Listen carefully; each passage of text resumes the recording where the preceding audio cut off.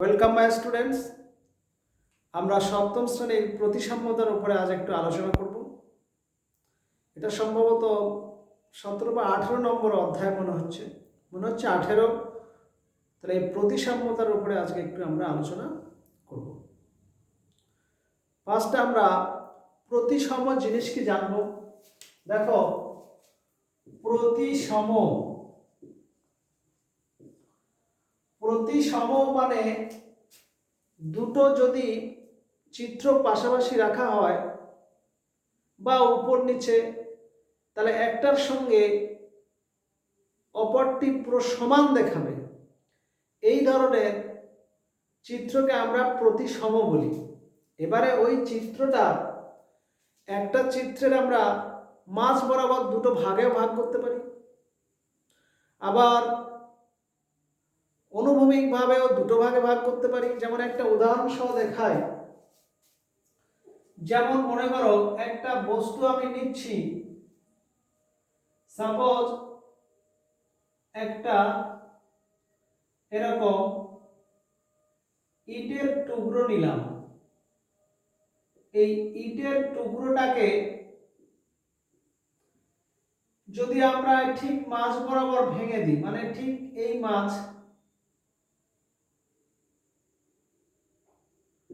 মাঝ বরাবর আমরা এরকম একটা লাইন কল্পনা করে দিই, তাহলে এই মাঝ বরাবর যে লাইনটা আমরা এখান থেকে কল্পনাটা করলাম, দুটো ভাগ করে দিলাম, তাহলে এই দুটো ভাগ কিন্তু দুদিকে একই রকম অংশ নিচ্ছে। তাহলে এই জন্য এই ধরনের বস্তু প্রতিসম। এবারে এই বস্তুর দৈর্ঘ্য প্রস্থ উচ্চতা আছে, অনেক ক্ষেত্রে সমতলিক চিত্রের ক্ষেত্রেও প্রতিসম আমরা দেখাতে পারি। যেমন আমরা যদি ইংলিশ অ্যালফাবেট এ নিই, এই এটাকে যদি মাঝ বরাবর এরকম ভাবে ভাগ করি, তাহলে দুদিকে একই রকম দেখতে হবে। বা মনে করো একটা লেটার ও নিলাম, ওর মাঝ বরাবর এরকম করে দিলে দুদিকে একই, বা অনুভূমিক ভাবে করে দিলে এদিকটা দেখতে একই। বৃত্ত আর ওর মধ্যে একটু ডিফারেন্স আছে। অ্যালফাবেট ও যখন আমরা করি একটু উপরে এরকম ভাবে করি, কিন্তু সার্কেলের ক্ষেত্রে পুরো সার্কেল হবে। আর আমরা ও বলেছিলাম উপর দিকটা আর নিচ দিকটা একটু চাপা করবে আর কি। ঠিক আছে, তাহলে ও আর বৃত্তের মধ্যে একটু ডিফারেন্স আছে, এটা একটু মাথায় রাখবেন। তাহলে আমরা যে এ লেটারটা নিলাম, সেটাও একটা উল্লম্ব বরাবর দুটো ভাগ করা গেল। তো এই ধরনের চিত্র যদি আমরা মাঝ বরাবর কোনো রেখা কল্পনা করে নিই, সেই রেখাটা উল্লম্বভাবে হতে পারে, আবার অনুভূমিকভাবে হতে পারে। তাহলে সেই ধরনের চিত্রকে বলা হয় প্রতিসম চিত্র। ওকে, আর কোনো রেখা বরাবর সমান দুটো ভাগ যদি দেখতে পাই, তাহলে এই ধর্মটাকে বলা হচ্ছে প্রতিসাম্যতা ধর্ম, আর ওই রেখাকে বলা হয় প্রতিসম রেখা। তাহলে এক্ষেত্রে এই রেখাটার নাম কি বলবো আমরা? প্রতিসম রেখা বা সিমেট্রিক্যাল লাইন, বলবো। আর এই প্রতিসমর ইংরেজিতে কি বলা হয়? সিমেট্রি। সিমেট্রি মানে প্রতিসম। সেটা বস্তুর হতে পারে, ঘনবস্তুর, কোন সমতলিক চিত্রেরও হতে পারে। সমতলিক চিত্রেরও প্রতিসাম্যতা ধর্ম থাকতে পারে। ওকে, এবারে এই প্রতিসাম্যতা ধর্মটা আমরা দুটো ভাগ করছি। একটা হচ্ছে অনুভূমিক রেখা দ্বারা, আর একটা হচ্ছে উল্লম্ব। এই অনুভূমিকটাকে আমরা হরাইজন্টালি বলতে পারি, হরাইজন্টালি লাইন দ্বারা, আর এটা হচ্ছে পারপেন্ডিকুলারলি লাইন বা পারপেন্ডিকুলার বলতে পারো।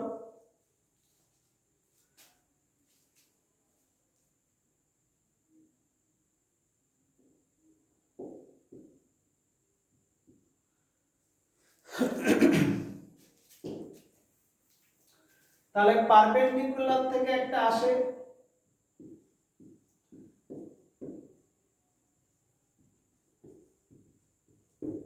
তাহলে এই যে হরাইজন্টালি লাইন আর পারপেন্ডিকুলার লাইন দ্বারা বা অনুভূমিক আর উল্লম্ব রেখা দ্বারা আমাদের কি হয়, প্রতিসমতা দেখানো যায়। যেমন একটা লেটার নিচ্ছি আমি, সাপোজ এইচ,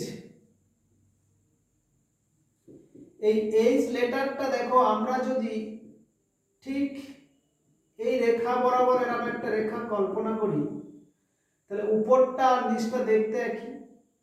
তাহলে অনুভূমিক রেখা বরাবর এই এইচ লেটারটা প্রতিসম লেটার, আবার ওই এইচ লেটারটাকে আমরা ঠিক এই মাঝ বরাবর উল্লম্ব বরাবর রেখা টানলে এটার সঙ্গে দুটো অংশ সমান হবে, এটাও এক প্রকার প্রতিসম। তাহলে আমরা দু ধরনের লাইন দিয়ে এই লেটারটাকে আমরা এইচ লেটারটাকে দেখালাম। তাহলে এরকম উল্লম্ব রেখা বা অনুভূমিক রেখা দ্বারা প্রতিসম হবে, এরকমই কিছু কিছু লেটার আছে, যেমন একটা এইচ পেলাম, আরো আমরা এই ওটা পাবো। এছাড়া আরো লেটার আমরা যদি খুঁজি পেয়ে যাব, যেমন আইটাও আমরা বলতে পারি, আই লেটারটার ক্ষেত্রে বলতে পারবো যে হ্যাঁ এটা হবে, কারণ এটা অনুভূমিক হবে উল্লম্ব হবে, এই অনুভূমিক আর উল্লম্ব। এছাড়া আরো খুঁজলে আমরা হয়তো অন্যান্য লেটার পাবো, দেখবে তোমরা। ওকে, কিছু কিছু লেটার আছে যেটা ডাইরেক্ট উল্লম্বটা হয়, যেমন এটা আমরা দেখলাম, এটা উল্লম্ব হবে।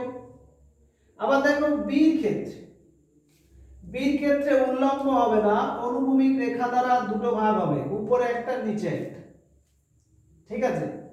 সি এর ক্ষেত্রে, সি এর ক্ষেত্রে আমরা কিন্তু কোনো পাচ্ছি না, এদিকেও না এদিকে না, উল্লম্ব অনুভূমিক হবে না। এমটার ক্ষেত্রে একটা উল্লম্ব রেখা দ্বারা হবে, একইভাবে ডব্লিউটা উল্লম্ব হবে। এইভাবে আমরা বেশ কয়েকটি লেটার সেগুলো দেখে বুঝতে পারবো। তাহলে লেটার বা কোনো বস্তু বা আরো অন্যান্য জ্যামিতিক চিত্র থেকে আমরা ধারণা নিতে পারি। যেমন আসি জ্যামিতিক চিত্র, দেখো ফার্স্টে আমরা বিভিন্ন প্রকার ত্রিভুজ নিয়ে দেখছি। দেখো বিভিন্ন প্রকার ত্রিভুজ, এই ত্রিভুজের অনুভূমিক আর উল্লম্ব রেখা দ্বারা প্রতিসম কোনগুলো হচ্ছে আর কোনগুলো হচ্ছে না। সাপোজ আমরা প্রথমে নিচ্ছি সমবাহু ত্রিভুজ। এই সমবাহু ত্রিভুজের ডেফিনেশন আমরা কি জানি, যে ত্রিভুজে তিনটে বাহুর দৈর্ঘ্য সমান হয় তাকে সমবাহু ত্রিভুজ বলে। এই ক্ষেত্রে দেখো যদি এই শীর্ষবিন্দু থেকে এটা একটা লাইন টানি, তাহলে এই ক্ষেত্রে দেখো দুদিকে দেখতে একই রকম হবে। আবার এটা তাহলে আমার কি প্রতিসম রেখা, প্রতিসম রেখা, এটা উল্লম্ব বরাবর হলো। একইভাবে এই ভূমি থেকে এই বাহুর উপর লম্ব টেনে এটা একটা হবে উল্লম্ব প্রতিসম রেখা, এটা একটা হচ্ছে। আবার সি বিন্দু দিয়ে এটা একটা প্রতিসম রেখা। এই প্রতিসম রেখা যতগুলো করলাম এইগুলোর সাপেক্ষে আমাদের এই সমবাহু ত্রিভুজটা প্রতিসম হবে। চলে আসি সমদ্বিবাহু ত্রিভুজ। সমদ্বিবাহু ত্রিভুজ, যে ত্রিভুজের দুটি বাহু সমান, মনে করো এবিসি ত্রিভুজের এবি সমান এসি, এক্ষেত্রে আমরা এই রেখাটা যদি কল্পনা করি, ধরো এক্স ওয়াই, এইটার সাপেক্ষে দুদিকে একই, বা এই বরাবর যদি আমরা ভাঁজ করে দিই চিত্রটা, তাহলে এবিটা এসির উপরে পড়বে। তাহলে প্রতিসম রেখার একটা বৈশিষ্ট্য কি, ওই রেখা বরাবর ভাঁজ করে দিলে ওই চিত্রটি এই একটা অংশ অপরটি অংশের সঙ্গে হুবহু মিলে যাবে। তাহলে এক্ষেত্রে প্রতিসম রেখা একটি হলো, একটি প্রতিসম রেখা। এটার ক্ষেত্রে কটা হলো? 3টি। চলে আসো বিষমবাহু। এই বিষমবাহু ত্রিভুজের ক্ষেত্রে কোনো প্রতিসম রেখা থাকবে না, নান অফ, নান মানে কোনো প্রতিসম রেখা এখানে কিন্তু থাকবে না বিষমবাহু ত্রিভুজে। তবে আরো কিছু টাইপের ত্রিভুজ আমরা পাবো, যেমন এটা একটা দেখো, সমকোণী সমদ্বিবাহু, মানে যে ত্রিভুজে একটা কোণ সমকোণ আর এই সমকোণ সংলগ্ন বাহু দুটোর দৈর্ঘ্য সমান, তাকে সমকোণী সমদ্বিবাহু ত্রিভুজ বলে। এক্ষেত্রে দেখো এই সমকোণী বিন্দু থেকে অতিভুজ উপর এরকম সাপেক্ষে একটা প্রতিসম রেখা আমরা পাবো, তাহলে এটা প্রতিসম চিত্র। তাহলে সমকোণী সমদ্বিবাহুটা হবে, আর স্থূলকোণী সমদ্বিবাহুটা হবে, দেখো স্থূলকোণী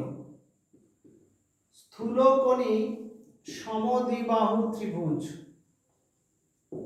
স্থূলকোণী সমদ্বিবাহু ত্রিভুজ মানে ধরো একটা কোণ স্থূলকোণ, এইটা 180, একটা 90 এর বড়, দিয়ে ধরো এ বি সি ত্রিভুজ, এই বাহু দুটো সমান, একটা স্থূলকোণ, তাহলে এই কোণের সাপেক্ষে এটা একটা প্রতিসম রেখা, তাহলে এই চিত্র দুটো, ওই চিত্রটি অংশ দুটো পরস্পরের উপরে সমাপতিত হবে ওই প্রতিসম অক্ষ সাপেক্ষে। তাহলে আমরা কি পেলাম? সমবাহু ত্রিভুজ প্রতিসম চিত্র, সমদ্বিবাহু প্রতিসম, সমকোণী সমদ্বিবাহু আর স্থূলকোণী সমদ্বিবাহু সব প্রতিসম চিত্র। এক্ষেত্রে প্রতিসম রেখাটা উল্লম্ব, এটাও উল্লম্ব, এটাও উল্লম্ব, এটাও উল্লম্ব। এবারে দেখো বিষমবাহু ত্রিভুজের কিন্তু কোনো প্রতিসম রেখা পেলাম না, তাহলে ওটা প্রতিসম চিত্র নয়। তাহলে আমরা ত্রিভুজ সম্পর্কে আইডিয়া নিলাম। এবার আসি বিভিন্ন প্রকার চতুর্ভুজ সম্পর্কে।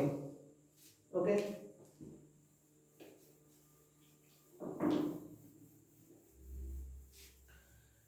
দু নম্বর কি বললাম? বিভিন্ন প্রকার চতুর্ভুজ, ডিফারেন্ট টাইপস অফ কোঅর্ডিনেট। তাহলে এই বিভিন্ন প্রকার চতুর্ভুজের ক্ষেত্রে আমরা প্রথমে যেটা নেব বর্গক্ষেত্রটা নিব। বর্গক্ষেত্রে দেখো, মনে করো এ বি সি ডি চারটে শীর্ষবিন্দু, এখানে দেখো উল্লম্ব অনুভূমিক, এই রেখা সাপেক্ষে সমাপতিত হবে, আবার এদিকেও একটা হবে, তাহলে এইটা হচ্ছে অনুভূমিক আর এইটা হচ্ছে আমার উল্লম্ব। তাহলে এই যে দুটো হলো, এটা প্রতিসম রেখা এগুলো বা প্রতিসম অক্ষ। এবারে এখান থেকে দেখো আমরা এটাও নিতে পারি, দেখো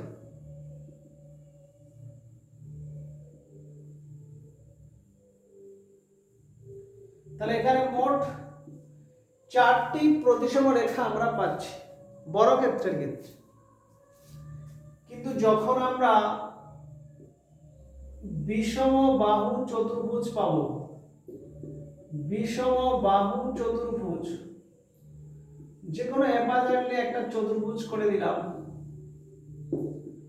এবিসিডি, সেখানে কোনো প্রতিসম অক্ষ পাওয়া যাবে না, তাহলে বিষম বাহু চতুর্ভুজটা হবে না।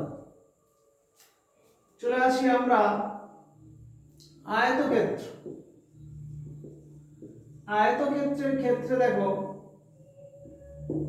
একটা উল্লম্ব আর একটা অনুভূমিক, দুটো প্রতিসম রেখা আমরা পাবো আয়তক্ষেত্রের ক্ষেত্রে। চলে আসি আমরা রম্বসে। রম্বসের ক্ষেত্রে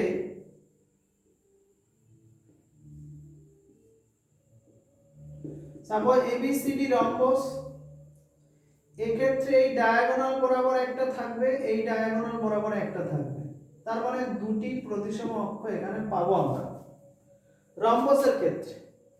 ওকে, আচ্ছা সামান্তরিক, সামান্তরিকের ক্ষেত্রে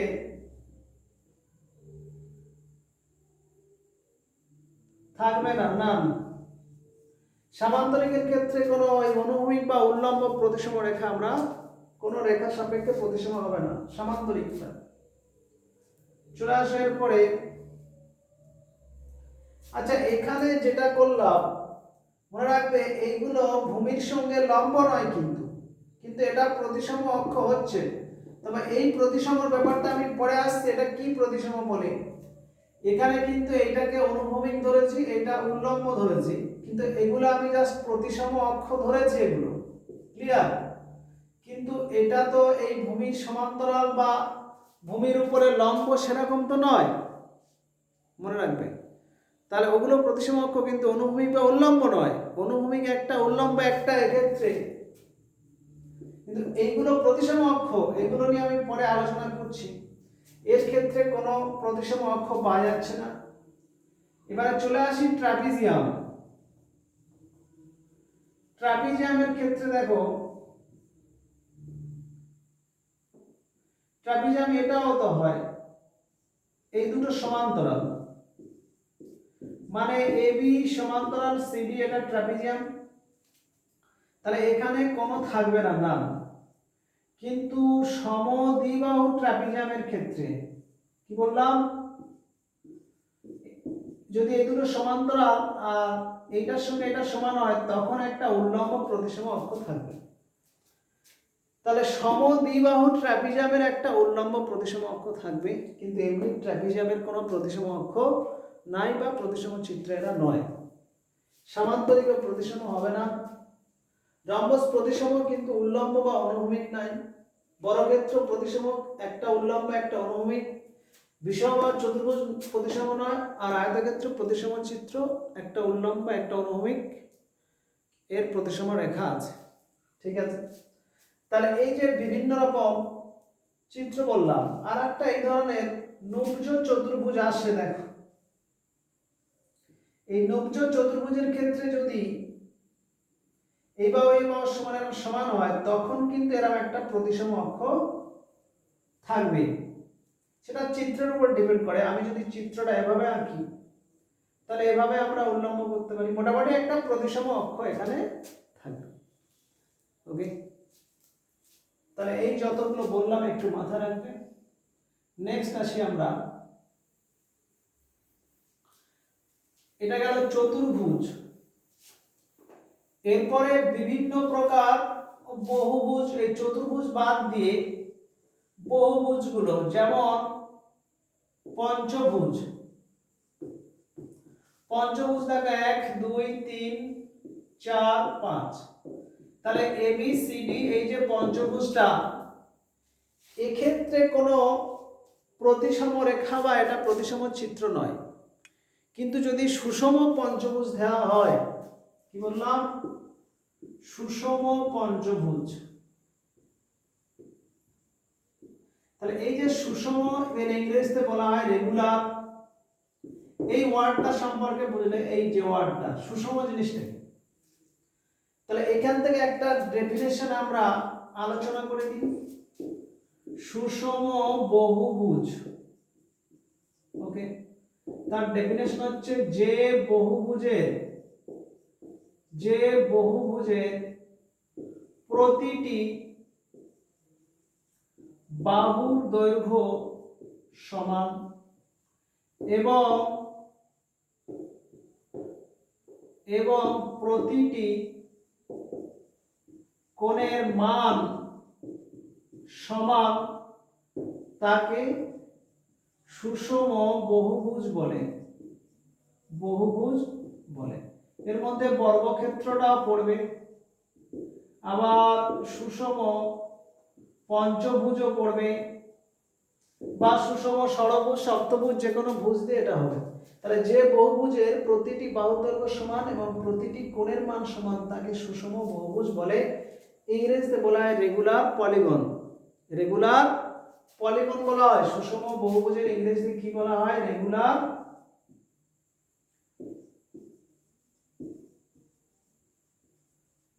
পলিগন। ক্লিয়ার?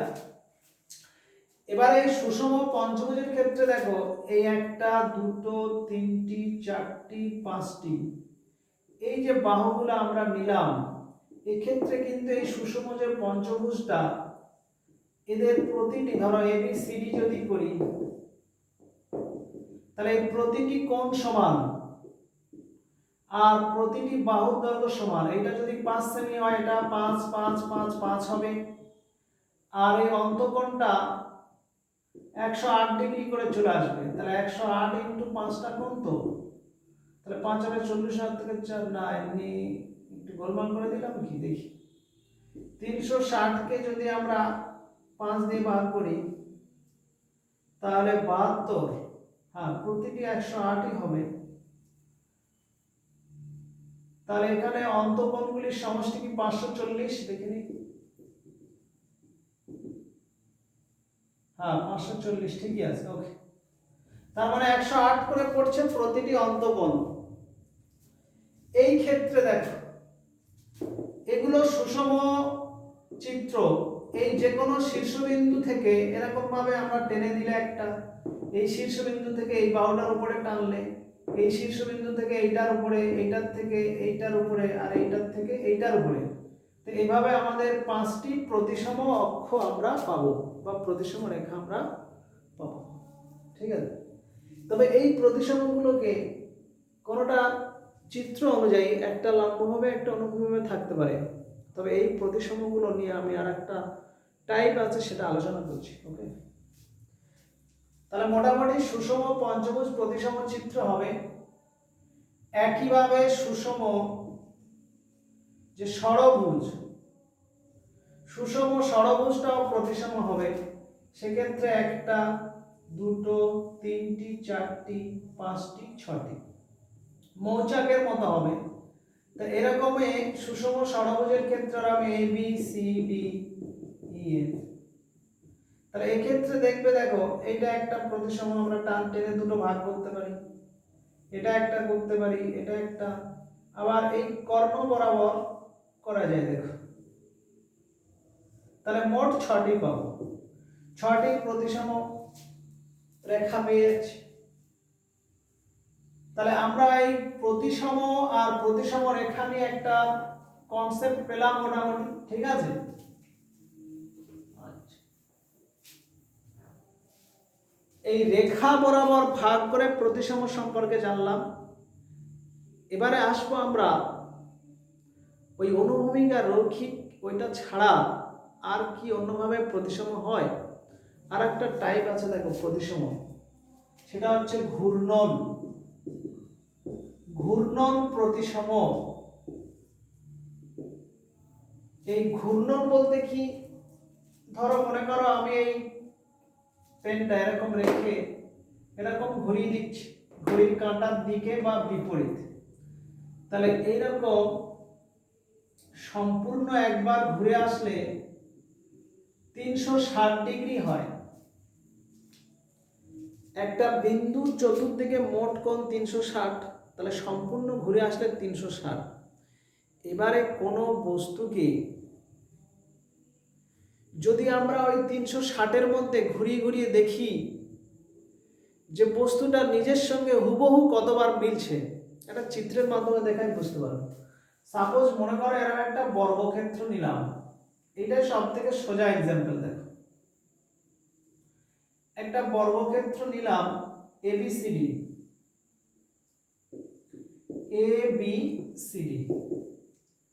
দিয়ে উল্লম্ব বরাবর একটা রেখা আমরা এরকম টেনে নিলাম, আর অনুভূমিক বরাবর একটা রেখা আমরা টেনে নিলাম। এদের ছেদবিন্দু মনে করছি আমরা O। তাহলে এই যে অ্যাঙ্গেল গুলো কত করে হচ্ছে এখানে? 90 করে। এই চিত্রটা যদি এই বিন্দুটাকে ফিক্স রেখে এই ABCD দেখতে যদি একটা আমরা কার্ডবোর্ড হিসাবে ব্যবহার করতাম, আর ওই ও বিন্দুতে ফিক্স রেখে যদি আমরা বোর্ডটাকে ঘুরাতাম, মানে এইটাকে কার্ডবোর্ড, তাহলে এই ও কে ফিক্স রেখে যদি এটা ঘুরায়, তো দেখো এই সি বিন্দুটা যদি এখানে আসে, তার মানে পুরো 90 ডিগ্রি ঘুরে যাচ্ছে। দেখো 1 মিনিট এখানে একটু বলা ভুল হলো, কারণ এটা যখন আমরা এরকম আছে তো এরকমই, এটা এরা মেলে এই জায়গাটা এলে 90 হবে। দেখো ঠিকই আছে, ঠিকই বলে। তাহলে সি থেকে এইভাবে ঘড়ির কাঁটার বিপরীতে ঘোরাচ্ছে, তাহলে সি বিন্দু যখন এখানে আসবে তখন দেখো পুরো 90 হবে। আবার এই x x dot y y dot ধরি, যখন ও এক্সটা ও ওয়াই আসবে, তাহলে পুরো দেখো কত ঘুরে আসছে 90, তাহলে এটা পুরো যখন 90 আসবে সি ডি তে আসবে, ডি এ তে, এ বি তে, তখন চিত্রটার যে জায়গাটা জুড়ে ছিল সেই জায়গাটাই থাকবে। তার মানে প্রশ্ন হচ্ছে এই 0 থেকে বড়, 360 এর থেকে ছোট, এখানে জিজ্ঞাসা চিহ্ন দিচ্ছি। 360 এর কম আর 0 বড়, ওর মাঝে কোনো একটা বিন্দুকে ফিক্স রেখে যদি কোনো বস্তুকে ঘোরানো হয়, সেই ঘোরানোর সময় ন্যূনতম যে ক্ষুদ্রতম কোণে চিত্রটি নিজের সঙ্গে সমাপতিত হবে। মানে আগে যেমন দেখতে ছিল এরকমই, ওই চিত্রটা ঠিক নিজের চিত্রের উপরে সমাপতিত হবে, মানে একই রকম অবস্থানে ফিরে আসবে। এক কথায় পূর্বের অবস্থান যেরকম আছে ঠিক সেই অবস্থানে ফিরে আসতেই এই 0 থেকে 60 এর মধ্যে ন্যূনতম যে ক্ষুদ্রতম কোণে ঘোরালে ওই বস্তুটি তার নিজের অবস্থানে আসবে, সেই কোণটাকে বলা হয় ঘূর্ণন কোণ। ওই কোণটাকে কি বলা হয়? ঘূর্ণন কোণ। আর এই বিন্দুটাকে কি বলা হয়? যে বিন্দুটাকে ফিক্সড করে ঘোরা হয় সেটা হচ্ছে ঘূর্ণন কেন্দ্র। তাহলে ঘূর্ণন কেন্দ্র কি? যে বিন্দুকে কেন্দ্র করে, যে বিন্দুকে কেন্দ্র করে চিত্রটিকে ঘোরানো হয় তাকে ঘূর্ণন কেন্দ্র বলা হয়। আর ঘূর্ণন কোণ কি? কোন চিত্রের ন্যূনতম যে ক্ষুদ্রতম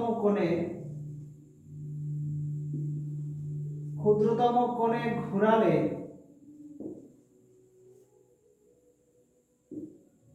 সেই চিত্র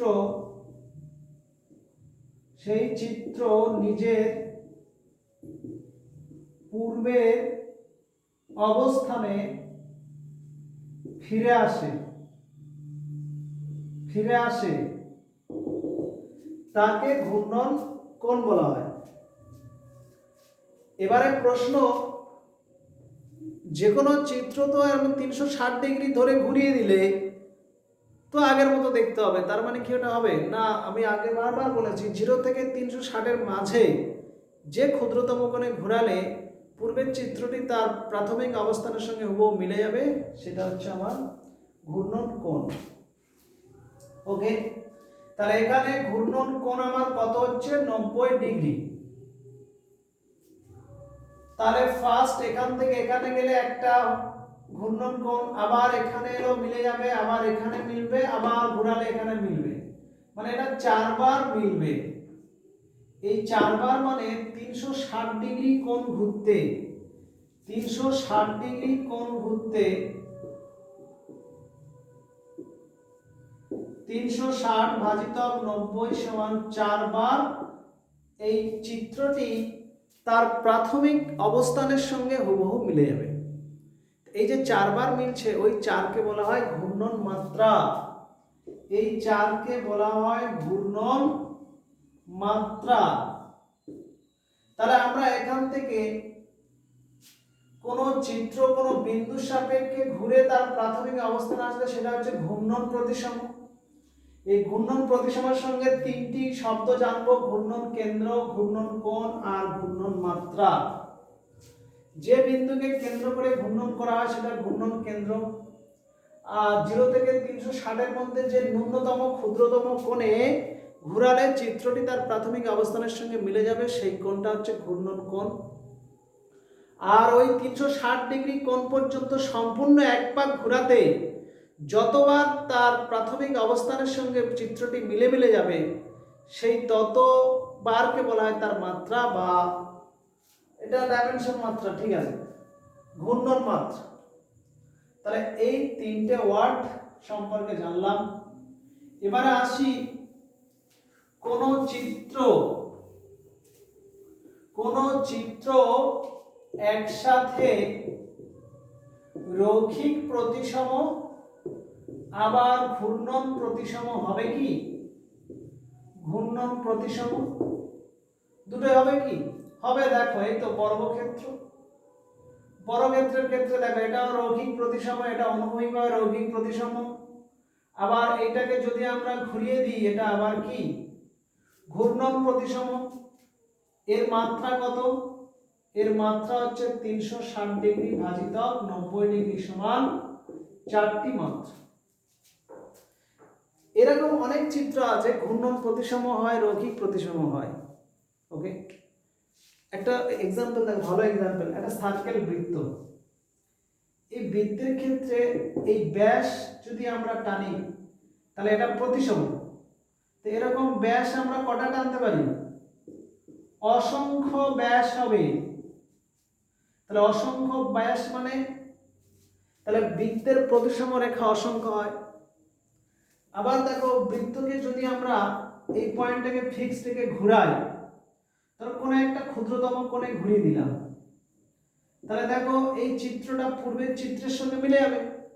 আর একটা ক্ষুদ্রতম কোণ, তাহলে এই ক্ষেত্রে যেমন প্রতিসম রেখা অসংখ্য, আবার এখানে ঘূর্ণন মাত্রাও এর ক্ষেত্রে কি? অসংখ্য। তাহলে বৃত্তের ঘূর্ণন মাত্রা, ঘূর্ণন প্রতিসম রেখা অসংখ্য হয়। আর এর ক্ষেত্রে আমরা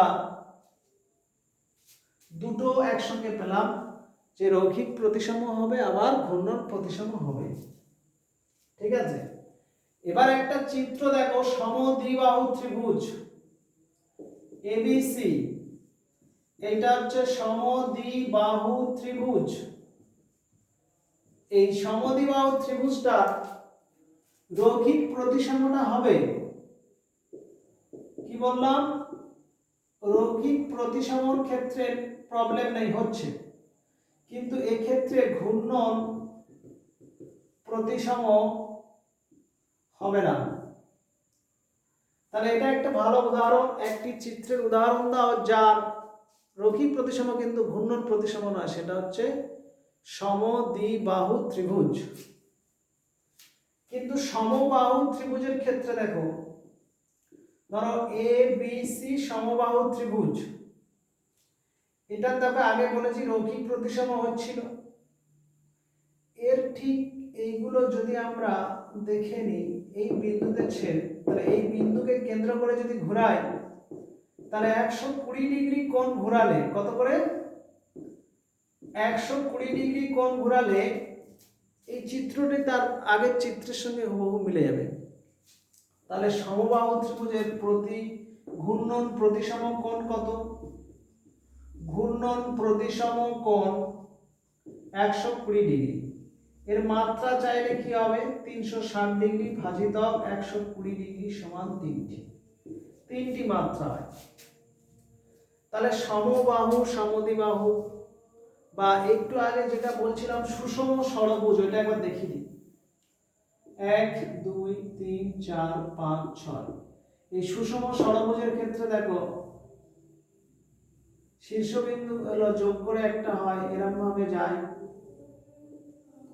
তাহলে এই ক্ষেত্রে আমাদের এই যে কোণগুলো, 1 2 3 4 5 6 7 8 9 10 11 12টা কোণ হচ্ছে, কটা? 12টি কোণ। তা 360 কে যদি 12 দিয়ে ভাগ করে দিই তাহলে এই ক্ষেত্রে আমার কটা হচ্ছে? এর মাত্রা কিন্তু কটা হলো দেখি একবার। এর মাত্রা এদিকে একটা, দুটো, তিনটি। তা টোটাল কোনটা দেখে আমার মাত্রা করতে হবে? এই বিন্দুটার সঙ্গে A B C D E F. দেখো এখানে আমার একটা, দুটো, তিনটি, চারটি, পাঁচটি, ছটি। তাহলে এখানে 6 দিয়ে ভাগ হবে। তাহলে 60 ডিগ্রি হচ্ছে ঘূর্ণন কোণ।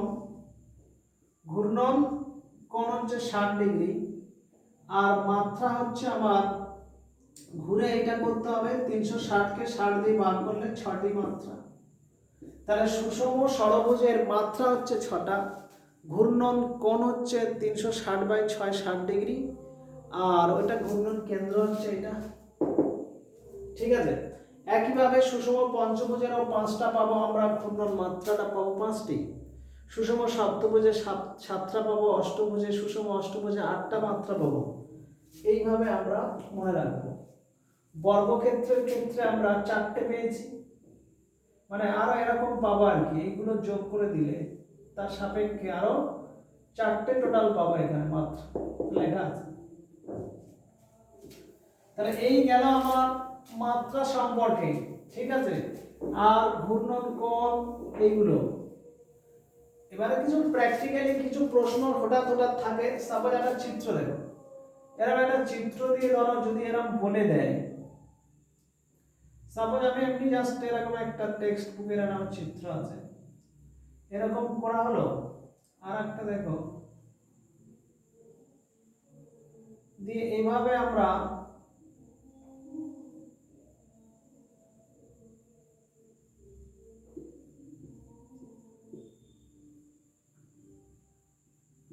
দিয়ে যদি বলি এর ঘূর্ণন প্রতিসম মাত্রা চাই, মাত্রাটা, তাহলে কি হবে? তো দেখো এরকমই যে এই চিত্রটা যদি 90 ডিগ্রি ঘুরে যায়, দেখো ভালো করে, এইটা যদি এই অক্ষে চলে আসে, দেখো এই চিত্রটা ঠিক এরকমই হবে। তাহলে 90 ডিগ্রি করে ঘোরালে ঠিক আগের চিত্রের সঙ্গে হুবহু মিলে যাচ্ছে। তাহলে মাত্রাটা হবে 360 ডিগ্রি ভাজিত 90, মানে হচ্ছে 4টে মাত্রা হবে। একইভাবে যদি কোনো ফ্যানের ক্ষেত্রে আমরা দেখি, যে ফ্যানগুলো আমরা এমনি ঝুলতে দেখি, সেক্ষেত্রেও কেমন হয়? ধরো ফ্যানের যে এগুলো থাকে, ব্লেড দেওয়া থাকে, তো ধরো এদিকে একটা এরকম ব্লেড, বা এদিকে এরকম ভাবে একটা এরকম ব্লেড, আর এই সাইডে একটা যদি এরকম ভাবে ব্লেড গুলো দেওয়া থাকে, এরকম যদি কোনো ফ্যান থাকে, তা দেখো এক্ষেত্রে এই যে অ্যাঙ্গেলটা, এটা 120 ডিগ্রি হয়। তাহলে এর ক্ষেত্রে মাত্রা যদি চাই, তাহলে 360 ডিগ্রি ভাজিত 120 ডিগ্রি, মানে 3টি মাত্রা। 4টে ব্লেডের হয়, 5টা ব্লেড দিয়েও পাকা হয়, সেভাবে ভাগ করে দেবে। ওকে, তাহলে এইভাবে আমাদের মাত্রাগুলো হবে। তাহলে এগুলো একটু মাথায় রাখবে। নেক্সট, এই যতগুলো বললাম এগুলো হচ্ছে আমার বেসিক দিয়ে। এবারে কিছু কিছু প্রশ্ন থাকে, দেখো যদি বলে দাও ট্রাপিজিয়াম কি ঘূর্ণন প্রতিসম? ট্রাপিজিয়াম, দেখো একটা ট্রাপিজিয়াম আঁকছি, দেখো এ বি সি ডি, এটার সঙ্গে এটা সমান্তরাল। আবার দেখো এটাও ট্রাপিজিয়ামের চিত্র।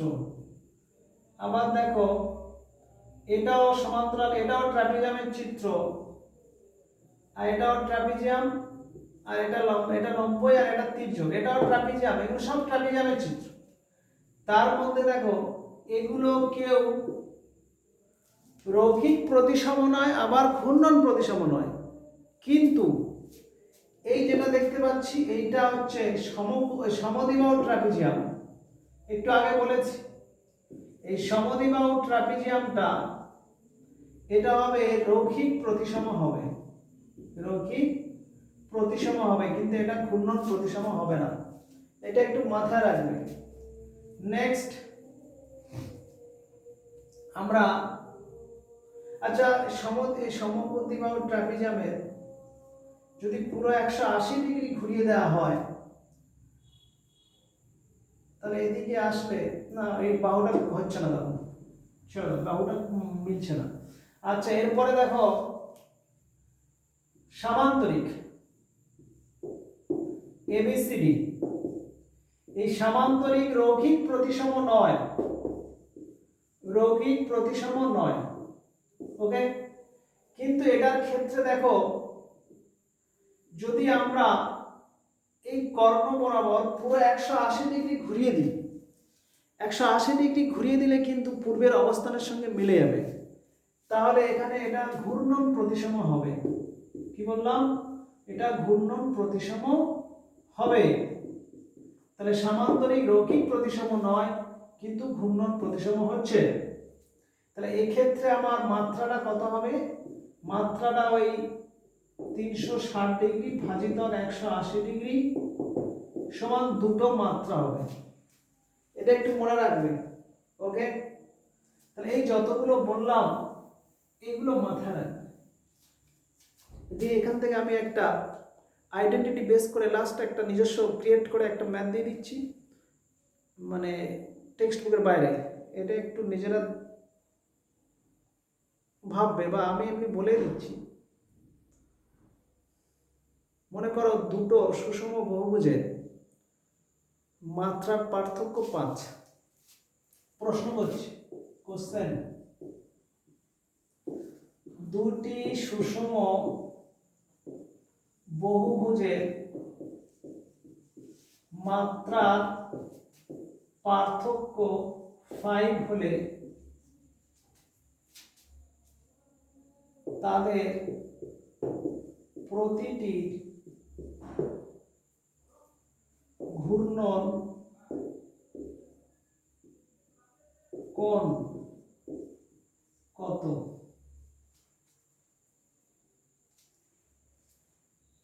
ঘূর্ণন কোণ কত?